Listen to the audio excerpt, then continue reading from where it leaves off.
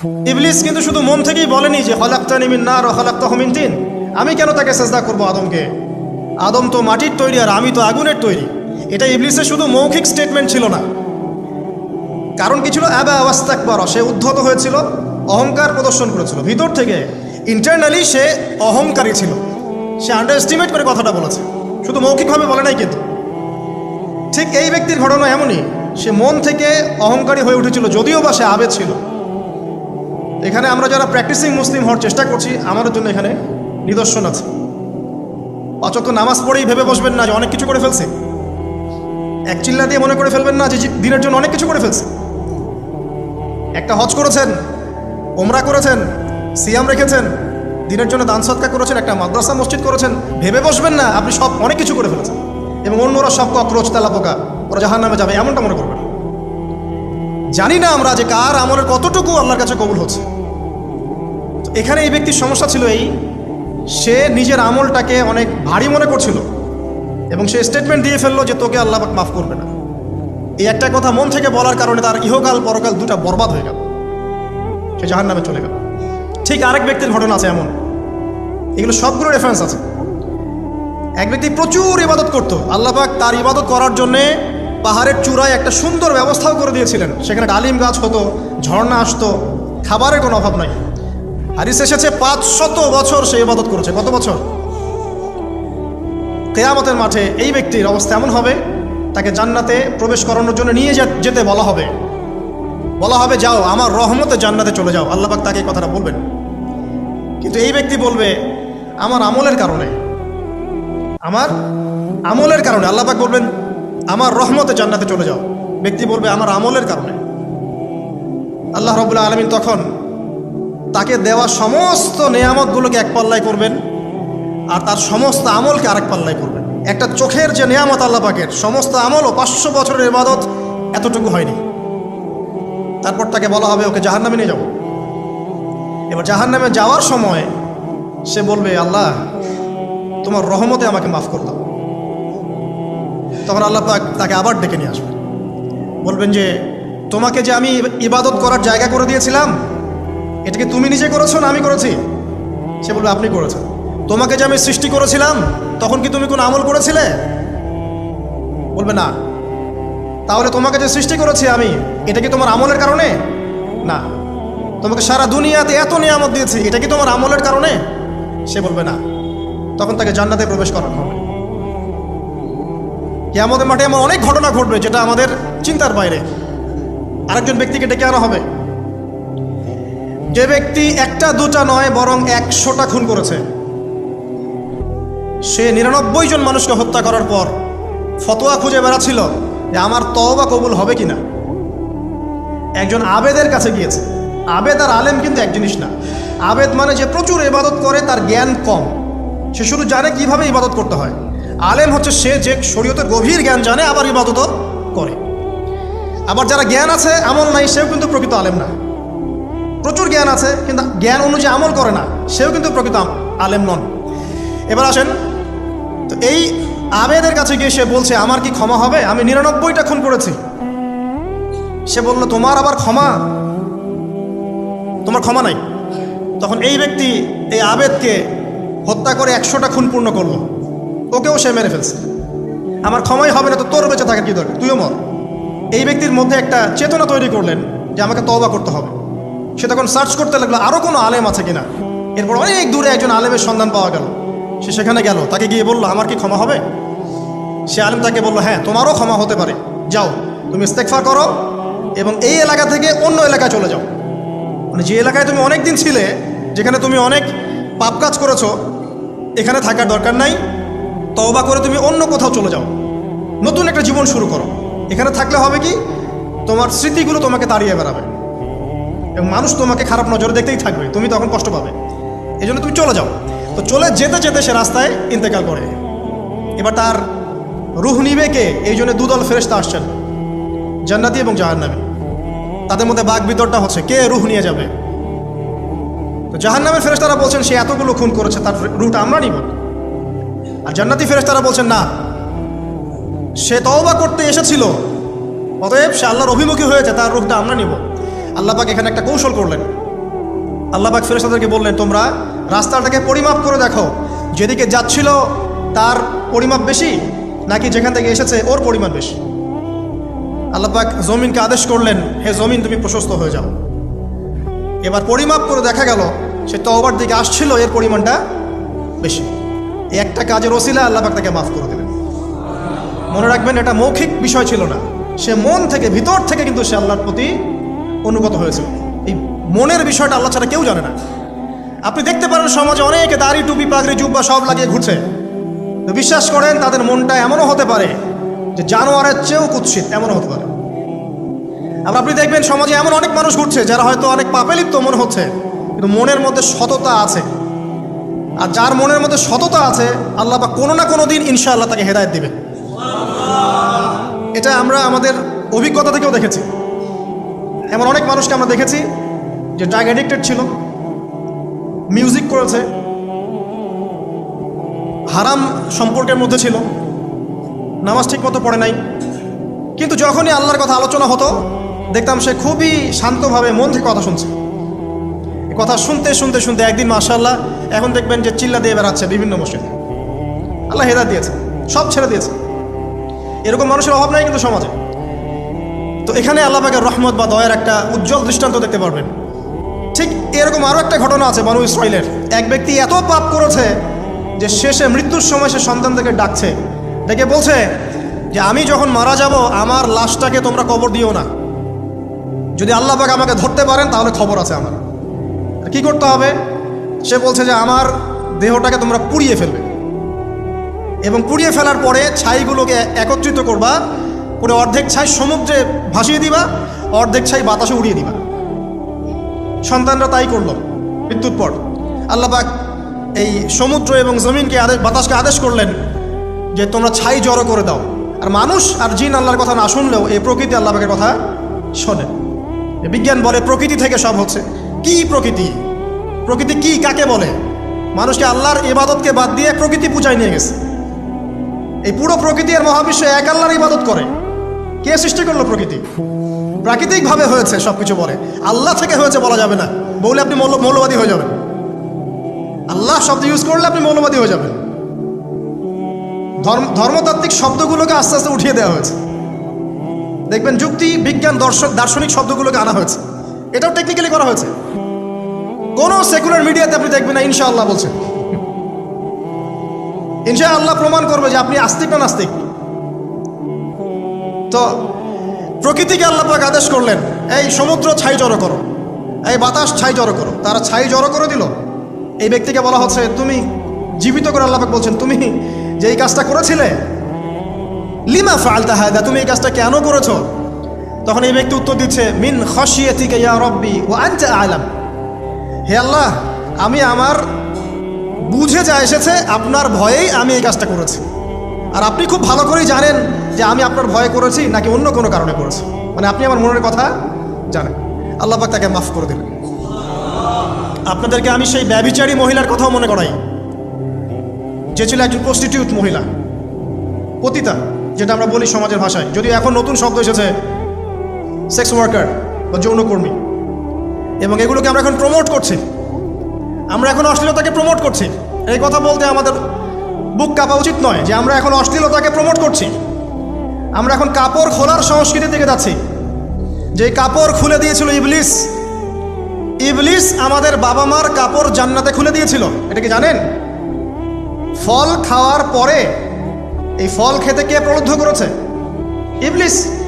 গাছের কাছে গিয়ে ফল ভক্ষণ করার পর সর্বপ্রথম আমাদের পিতামাতার গা থেকে কাপড় খুলে পড়ে গেছে। আমাদের পিতামাতাকে মহাবিশ্বে নগ্ন করে দিয়েছে ইবলিস, আর তার অনুসারীরা এই জমিনে আদম সন্তানদেরকে নগ্ন করছে এখন। অতএব এই যে একটা ট্রেন্ড এখন চলছে, দেখবেন হারাম রিলেশনশিপকে মিডিয়ার মধ্য দিয়ে প্রমোট করা হচ্ছে। মনে হয় একটা স্বাভাবিক বিষয়, কোনো বিষয় না এটা, যে কেউ জেনাই করতে পারে। জেনা পর্ন খুব নর্মাল। হালালভাবে যদি আপনি বিয়ে শাদী করতে যান তখন সমস্যা হচ্ছে। হালালভাবে যদি আপনি বিয়ে করতে যান তখন সমস্যা হচ্ছে। হারামভাবে আপনি যা ইচ্ছা তাই করতে পারেন, সমাজে কেউ কিছু বলছে না। এখন বলছে এগুলো স্বাধীনতা। সুবহানাল্লাহ, কোন স্বাধীনতা? স্বাধীনতা বলে কোনো শব্দ নাই মহাবিশ্বে। এই পুরো বিশ্বের সমস্ত মানুষ আল্লাহর অধীনে পরাধীন। এই বিশ্বে যত মানুষ বসবাস করছে এখন, এরা কেউই স্বাধীন নয়, না কেউ স্বাধীন ছিল, না আছে, না থাকবে। সবাই আল্লাহ পাকের দাসত্বের অধীনে পরাধীন। স্বাধীন সেই এই পৃথিবীতে যে ব্যক্তি শয়তানের তাবেদারি করে, ও নফসের তাবেদারি করে, ও তো স্বাধীন, যা ইচ্ছা তাই করতে পারে। এই যে অশ্লীলতার প্রমোটিংটা চলছে, এটাকে পারিবারিকভাবে বন্ধ করতে হবে। আল্লাহ পাক আমাদেরকে বোঝার তৌফিক দান করুন। এগুলো যত বাড়বে সমাজে মহামারী আসবে, দেখে নিয়ে মহামারী আসবে, দুর্ভিক্ষ আসবে, সমাজে এমন সব রোগ ব্যাধির জন্ম হবে যেগুলো নামও শোনে নাই মানুষ কখন, এবং সামনে ভূমিধস অপেক্ষা করছে, এগুলো আসবে। যাই হোক, ওই মহিলা, যে ব্যক্তি একজন যৌনকর্মী ছিল, বা যেটা আমরা বলি ব্যভিচারিণী মহিলা ছিল, একটা কুকুরকে দেখেছে সে পানি পান করার জন্য তৃষ্ণার্ত, সে এটাতে মায়া করে, দয়া করে তার মোজাটাকে নামিয়ে এই কূপ থেকে পানি উঠিয়ে কুকুরকে পান করিয়েছে। এই একটা কাজের বদৌলতে আল্লাহ রাব্বুল আলামিন এই ব্যভিচারী মহিলাকে মাফ করে জান্নাত দিয়ে দিয়েছে।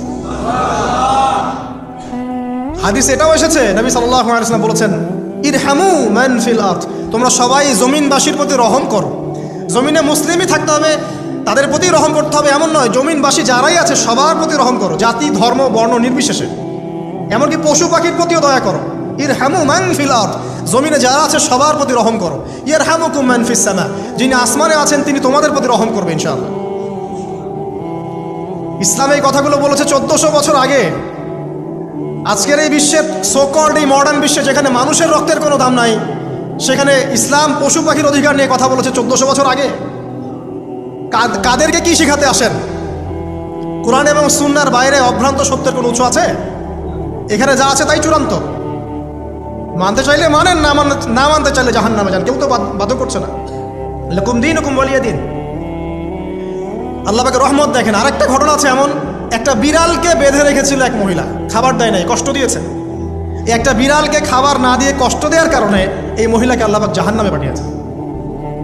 এরকম কত ঘটনা আছে, এই ঘটনাগুলো হাদিসের পাতায় বর্ণিত আছে। কোরআনে কি বলছে দেখুন। কোরআনের আমি কয়েকটা পয়েন্ট আপনাদেরকে খালি বলছি, এটা নিয়ে আমি সকালে ভাবছিলাম। আল্লাহ পাক আদম আলাইহিস সালামকে সৃষ্টি করেছেন আমরা সবাই জানি, কিন্তু আল্লাহ পাক সূরা সদের মধ্যে বলছেন ইবলিসকে, হে ইবলিস, তোমাকে কিসে বারণ করলো আদমকে সেজদা করতে, যে আদমকে আমি নিজের হাত দিয়ে সৃষ্টি করেছি। আল্লাহ রাব্বুল আলামিন যে আমাদেরকে এত যত্ন করে ভালোবেসে সৃষ্টি করেছেন, এটা কি আল্লাহ পাকের দয়ার নিদর্শন নয়? মহাবিশ্বের অন্য কোনো মাখলুক সৃষ্টির ব্যাপারে আল্লাহ পাক বলেন নাই খলাকতু বিয়াদাই, আমি নিজ হাতে তাকে সৃষ্টি করেছি। শুধু সৃষ্টি নয়, সৃষ্টি করার পর আল্লাহ পাক তাকে সমস্ত নাম শিক্ষা দিয়েছেন। এই যে জ্ঞান শিক্ষা দেওয়া, জ্ঞান, এটা আল্লাহ পাকের সবচেয়ে বড় নিদর্শনগুলোর মধ্যে অন্যতম। এবং আল্লাহ পাকের সবচেয়ে বড় দয়া, আমার মত এটা, মানব জাতির উপরে আল্লাহ পাকের সবচেয়ে বড় দয়াটা হচ্ছে কি জানেন? আল্লাহ পাক আমাদেরকে জ্ঞান শিক্ষা দিয়েছেন, ওহী নাজিল করেছেন। এটা সব কিছুর ঊর্ধ্বে। কারণ আপনি তওবা করবেন, জ্ঞান লাগবে। নামাজ পড়বেন, জ্ঞান লাগবে। রোজা রাখবেন, জ্ঞান লাগবে। যাকাত দিবেন, ইলম লাগবে। আপনি দিনের যে কোনো আমল করেন, ইলম লাগবে। জান্নাত জাহান্নামের পথ খুঁজে পেতে হলে ইলম লাগবে। দেশ চালাবেন, ইলম লাগবে। অর্থনীতি চালাবেন, ইলম লাগবে। ইলম ছাড়া কিছু নাই, ইলমের উপরে কিচ্ছু নাই। এই ইলমটা আল্লাহ পাক কাকে শিক্ষা দিয়েছেন? আদম আলাইহিস সালামকে।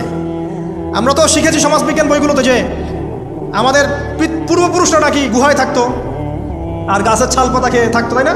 লতা পাতা খেয়ে থাকতো, গাছের ছাল পাতা খেয়ে পোশাক পরতো আর কি। বোগাস, ডাহা, মিথ্যা কথা। আল্লাহ রাব্বুল আলামিন সূরা বাকারা এবং সূরা আরাফ পড়ে দেখেন, আল্লাহ পাক বলছেন যে আদম আলাইহিস সালামকে আল্লাহ পাক সমস্ত নাম জ্ঞান শিক্ষা দিয়েছেন। মহাবিশ্বের যে প্রয়োজনীয় জ্ঞানগুলো আছে সেগুলো আল্লাহ পাক আদমকে শিখিয়েছেন আলাইহিস সালাম। ওয়াল্লামা আদামাল আসমাআ কুল্লাহা, আল্লাহ পাক আদমকে সমস্ত নাম শিক্ষা দিয়েছেন। আমাদের পিতা মাতারা মূর্খ ছিলেন না, তারা সৃষ্টি থেকেই জ্ঞানী ছিলেন। আদম আলাইহিস সালামের পারমাণবিক বোম বানানোর কোনো প্রয়োজন ছিল না, ছিল? বানান নাই। আপনার মধ্যে এই জ্ঞানটা আসছে কিভাবে? বাই ডিএনএ আপনি জ্ঞান পাচ্ছেন, কারণ আমরা আদম সন্তান। অনেক জ্ঞান আমাদের ভিতরেই আছে, এগুলো চর্চার মধ্য দিয়ে, গবেষণার মধ্য দিয়ে প্রস্ফুটিত হয় মাত্র। জ্ঞান ভিতরে আছে আমাদের, আমাদের পিতাকে জ্ঞানী করে পাঠানো হয়েছে। এই জ্ঞান শিক্ষা দেওয়াটা হচ্ছে আল্লাহ পাকের সবচেয়ে বড় দয়াগুলোর মধ্যে একটা। রহম করেছেন। শুধু তাই নয়, আদম আলাইহিস সালামকে এমন জ্ঞান শিক্ষা দিয়েছেন যে জ্ঞান ফেরেশতারা পর্যন্ত জানতো না। এটা কি দয়া নয়? এটা কি আদম সন্তানের প্রতি ভালোবাসা নয়? তারপরে সেজদা করিয়েছেন। মহাবিশ্বে অন্য কাউকে কি সেজদা করানো হয়েছে? কোরআনে কি এমন কোনো দলিল আছে যে আদম আলাইহিস সালাম ছাড়া অন্য কাউকে সব ফেরেশতারা সেজদা করেছেন? আছে? তাহলে এই যে সম্মান দেয় আল্লাহর পক্ষ থেকে, সম্মান কিসের ভিত্তিতে? সম্মান শারীরিক ক্ষমতার ভিত্তিতে। সম্মানটা কি কারণে? জ্ঞানের কারণে, ইলমের কারণে, জ্ঞানের কারণে সম্মান। এই সম্মান দেওয়াটা কি আল্লাহ পাকের রহমত এবং দয়া নিদর্শন নয়? অতএব সম্মান পেতে হলে, আল্লাহ রহমত পেতে হলে সেই জ্ঞানের চর্চায় আবার ফিরে আসতে হবে। আপনি যদি আজও সেই ওহির জ্ঞানের চর্চা করেন, আল্লাহ পাক এই পৃথিবীবাসীর বুকের মধ্যে আপনার জন্য সম্মান পয়দা করে দিবেন ইনশাআল্লাহ। দেখে ওই সেই জ্ঞানে যদি আপনি এখনও চর্চা করেন, আজও আপনি সম্মানিত হবেন ইনশাআল্লাহ। ব্যক্তির চর্চা করলে ব্যক্তি সম্মানিত হবে, একটা পরিবার চর্চা করলে ওই পরিবার সম্মানিত হবে, একটা সমাজ যদি চর্চা করে সেই ওহির জ্ঞান, ওই সমাজ সম্মানিত হবে। একটা দেশে যদি আপনি ওই ওহিভিত্তিক জ্ঞান ছড়িয়ে দেন, পুরো দেশকে আল্লাহ পাক সম্মানিত করবে ইনশাআল্লাহ, পুরো জাতিকে সম্মানিত করবে ইনশাআল্লাহ। আরও সামনে যান। এই যে আদম এবং হাওয়া আলাইহিস সালাম গাছের কাছে চলে গেলেন, ফল খেয়ে ফেললেন, কারণ আমরা আদম সন্তান, ভুল করি। আল্লাহ পাক সাথে সাথেই বহিষ্কার করে দিয়েছেন? না, আল্লাহ পাক তওবা করার জন্য কালিমা শিখিয়ে দিয়েছেন। সুবহানাল্লাহ, তাদের কালিমা জানা ছিল না। আল্লাহ পাক বলছেন ফাতালাক্কা আদাম মির রাব্বিহি কালিমাত। আল্লাহ পাকের কাছ থেকে আদম আলাইহিস সালাম কিছু বাক্য শিখে নিলেন, যেই বাক্য দিয়ে ফাতাবা আলাই, সে আল্লাহর কাছে তওবা করল। কোন সেই বাক্য? সূরা আরাফে আছে, রব্বানা যালামনা আনফুসানা ওয়া ইল্লাম তাগফির লানা ওয়া তারহামনা লানাকুনান্না মিনাল খাসিরিন। এই দোয়া কে শিখিয়ে দিয়েছে? আল্লাহ। এই তওবার বাক্য যে শিখিয়ে দেয়, এটা কি দয়ার পরিচয় নয়? আমরা আল্লাহর কাছে ফিরে যাব, তওবা করবো, ইস্তেগফার করব, এই জ্ঞানটা শিখিয়ে দেয়া কি আল্লাহ পাকের দয়ার পরিচয় নয়? তাহলে আমরা কিভাবে ক্ষমা চাইতাম? কিভাবে ক্ষমা চাইলে আল্লাহ পাক সমস্ত গুনাহ মাফ করবেন, এই পদ্ধতিগুলো বলে দেয়া কি আল্লাহ পাকের দয়ার পরিচয় নয়? তারপর সামনে যান। পৃথিবীতে নামিয়ে দিয়ে আল্লাহ পাক ক্ষান্ত হয়ে যাননি।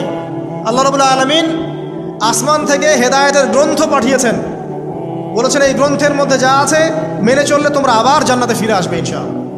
আল্লাহ পাক আদম এবং হাওয়া আলাইহিস সালাম এবং আদম সন্তান সবাইকেই সৃষ্টি করেছেন। উদ্দেশ্য হচ্ছে আল্লাহ পাক আমাদেরকে জান্নাত দিতে চান। আল্লাহ পাক চান যে আমরা যেন জান্নাতে যাই। যদি আমরা জান্নাতে যেতে না পারি পরকালে, একটা কারণে যেতে পারবো না, অনলি একটা কারণ, সেটা হলো আমাদের নিজের দোষে। একটা কারণ। যারা জাহান্নামে যাবে মানুষ এবং জিনদের মধ্যে, নিঃসন্দেহে মহাবিশ্বে তারা ছাড়া জাহান্নামে যাওয়ার উপযুক্ত কেউ ছিল না। ও জাহান্নামে যাওয়ার উপযুক্ত ছিল বলেই আল্লাহ পাক তাকে জাহান্নামে পাঠাবেন। আর যারাই জান্নাতে যাবে প্রত্যেকেই শুধু আমলের বদৌলতে যাবে না, বরং আল্লাহ পাকের রহমতেই যাবে। আল্লাহ পাকের রহমত যাদের উপরে বর্ষিত হবে তারাই জান্নাতে যাবে ইনশাআল্লাহ। কে আমল দিয়ে যেতে পারবে না। যত আমলই করি বলা যাবে না এই আমলের বদৌলতে জান্নাতে যেতে পারবে। আল্লাহ পাক দয়া না করলে হবে না। আল্লাহ পাক চান যে আদম সন্তান যেন জান্নাতেই যায়। এই কারণেই সৃষ্টি করা, এই কারণেই আপনার ওহীভিত্তিক গ্রন্থগুলো পাঠানো, এই কারণে নবী রাসূল পাঠানো, আলেম ওলামা সৃষ্টি করা, মানুষকে সতর্ক করা, হায়াত দেয়া, বারংবার জীবনে চলতে ফিরতে আপনাকে অ্যালার্ম করা হয় আল্লাহর পথে ফিরে আসেন, আল্লাহর পথে ফিরে আসেন। অ্যালার্ম করা হয় না? বিপদ দিয়ে আপনাকে অ্যালার্ম করা হয় আল্লাহর পক্ষ থেকে। আপনি চলতে পথে হোঁচট খান, আল্লাহ আপনাকে অ্যালার্ম দেন, ফিরে আসো। চলছেন বিপথে, আল্লাহ পাকে অ্যালার্ম দেন, ফিরে আসো। আল্লাহ পাকের পক্ষ থেকে কিন্তু এগুলো আসে। অদ্ভুত একটা হাদিস বললাম, অদ্ভুত বলতে বলছি অ্যামেজিং হাদিস, যে একজন সাহাবী বলছেন, সালমান রাদিয়াল্লাহু আনহু, তিনি বলছেন যে যখন মুমিনের উপর বিপদ আপদ বালা মুসিবত আসে, তখন মুমিনের এই বিপদ আপদ বালা মুসিবত রোগ শোকের বদৌলতে আল্লাহ পাক তার গুনাহগুলোকে মাফ করে দেন এবং তার মর্যাদাকে বাড়িয়ে দেন, এবং সে আল্লাহর দিকে ফিরে আসার অনুশোচনা করার সুযোগ পায়। আর যখন কাফের মুশরিক বা ফাসিক মানুষকে এইসব রোগ ব্যাধি, বিপদ আপদ বালা মুসিবত ঘিরে ধরে, তার দৃষ্টান্ত সেই উটের ন্যায় যে উটটাকে তার মালিক বেঁধে রেখেছে, এরপর ছেড়ে দিয়েছে। সেই উটটা বুঝতেও পারলো না কেন তার মালিক তাকে বেঁধে রাখলো আর কেনই বা তাকে ছেড়ে দিল। কথাটা কি বুঝতে পারছেন? যারা আল্লাহ দ্রোহী, তাদের উপর যখন বিপদ আপদ বালা মুসিবত আসতে থাকে, তারা বুঝে না যে কি জন্য আসলো আর কেন চলে গেল। কিন্তু মুমিন ব্যক্তি যারা মুসলিম, আল্লাহর অনুগত, তাদের বিষয়টা হচ্ছে এমন, বিপদ আপদ বালা মুসিবত রোগ ব্যাধি তাদেরকে আল্লাহর দিকে ফিরিয়ে নিয়ে আসবে। দেখুন, এই যে পৃথিবীতে নামিয়ে দেয়া, এরপর আল্লাহর পক্ষ থেকে ঐশী গ্রন্থগুলো পাঠানো, নবী রাসূল পাঠানো, আলেম ওলামা পাঠানো, আপনাকে হায়াত দেয়া, আপনাকে রিজিক দেয়া, এই শ্বাস নেওয়ার ক্ষমতা দেয়া, আপনাকে জ্ঞান বুদ্ধি দেয়া, বিবেক দেয়া, যে আমি তার পাশে লাউ গাছ উৎপন্ন করলাম। কোন গাছ? খেতে পারেন, এর শাক এবং এই যে ফল, এটার মধ্যে নিঃসন্দেহে এমন এমন কিছু উপাদান আছে যেটা হয়তো আমরা জানিও না, আবিষ্কার করা হয়নি। তিনি সুস্থ হয়ে গেলেন, আলহামদুলিল্লাহ। কোথায় যাবেন? যে কোনো জায়গায় যান। নবী ঈসা আলাইহিস সালামকে চতুর্দিক থেকে আক্রমণ করছে ইহুদিরা। আল্লাহ রাব্বুল আলামিন তাকে এমন হেফাজত করলেন, তার কাছে তাকে উঠিয়ে নিলেন। এটা কি দয়ার পরিচয় নয়? এই যে একটু আগে তেলাওয়াত করলো শুরুর আগে নবী মুসা আলাইহিস সালামের ঘটনা। বনু ইসরাইল একটার পর একটা অবাধ্যতা করেই গেছে। আল্লাহ পাক তারপরেও তাদের কাছে নবী পাঠিয়েছেন, নবী মুসাকে পাঠিয়েছেন। ফেরাউনের মতো জালেম শাসকের হাত থেকে বনু ইসরাইলকে আল্লাহ পাক উদ্ধার করেছেন। এটা কি দয়ার পরিচয় নয়? নবী মুসা আলাইহিস সালাম গাছের নিচে বসে আছেন, খাবার নাই, বাসস্থান নাই, কিচ্ছু নাই, বরং তার গায়ে একটা অপবাদ দেওয়া হয়েছে যে তিনি নাকি একজন মানুষকে খুন করেছেন, অথচ তার ইন্টেনশন সেটা ছিল না। তিনি একটা ঘুষি দিয়েছেন লড়াই থামানোর জন্য, ওই এক ঘুষিতেই সেই ব্যক্তি ডেড। এবার তিনি গাছের নিচে বসে দোয়া করছেন, রব্বি ইন্নী লিমা আনজালতা ইলাইয়া মিন খাইরিন ফাকির। আল্লাহ, আমি নিঃস্ব অসহায় হয়ে এখানে বসে আছি, তুমি আমার উপর তোমার যে রহমত পাঠাবে আমি তার ভিখারি হয়ে বসে আছি। দোয়া করার সাথে সাথেই ওই শুআয়ব আলাইহিস সালামের মেয়ে হেঁটে হেঁটে চলে আসলো। তিনি স্ত্রী পেলেন, তিনি শ্বশুর পেলেন, একজন নবী পরিবার পেলেন, বাসস্থান পেলেন, চাকরি পর্যন্ত পেলেন। 8 বছর তিনি রাখালি করেছেন শুআয়ব আলাইহিস সালামের ফার্মের মতো। দয়া মুহূর্তেই চলে আসবে, শুধু আল্লাহর দিকে অভিমুখী হলেই হয়, এগুলো দয়া। আইয়ুব আলাইহিস সালামের কথা মনে আছে না? দীর্ঘদিন রোগে ভুগছেন, চিকিৎসা হচ্ছে না, ভালো হচ্ছে না, শেফা হচ্ছে না। এখানে যারা আধ্যাত্মিকত্ব নিয়ে পড়াশোনা করেন, লেখালেখি করেন, তারা বলেছেন তাদের কিছু কিতাবের মধ্যে, রোগটা যখন এমন একটা পর্যায়ে চলে আসলো যে তিনি জিহ্বাটা নড়াতে পারছেন না, কারণ তিনি আল্লাহ পাকের জিকির করতে প্রচণ্ড ভালোবাসতেন।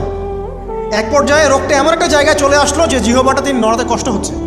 তখন গিয়ে তিনি বলছেন, রব্বি আন্নী মাসানি ইয়াদুররু ওয়া আনতা আরহামুর রাহিমিন। হে আল্লাহ, আমাকে কষ্ট স্পর্শ করেছে, আর তুমি তো ক্ষমাকারী, রহমকারীদের মধ্যে সর্বশ্রেষ্ঠ রহমকারী। আমি জিকির করতে পর্যন্ত পারছি না, আল্লাহ আমার রোগটা শেফা দিয়ে দাও।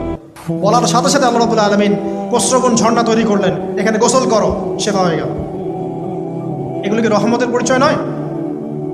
এখানে এক্সপার্ট স্কলার এমনও বলেছেন, আজকে আমরা যারা বাহ্যিক সৌন্দর্য নিয়ে বেশি গর্ব করি আর কি, আত্মিক সৌন্দর্যের চাইতে বাহ্যিক সৌন্দর্য নিয়ে যারা বেশি গর্ব করি, যদি আল্লাহ পাক আমাদের পোশাকটাকে পরিবর্তন করে দেন, আত্মাটাকে দেহের পোশাক দেন আর দেহটাকে আত্মার পোশাক বানায় দেন, তাহলে দুর্গন্ধে কি আমাদের সামনে আসতে যাবে?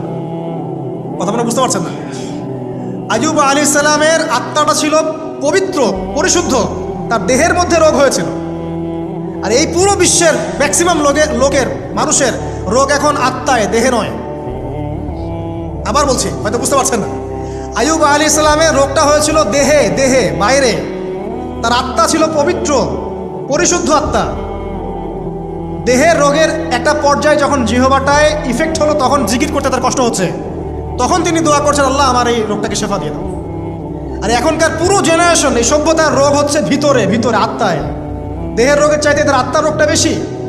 এখন এই আত্মাটাকে যদি দেহ বানিয়ে দেওয়া হয় আর দেহটাকে আত্মার পোশাক পরিয়ে দেওয়া হয়, দুর্গন্ধে কেউ সামনে আসতে চাবে না এখন।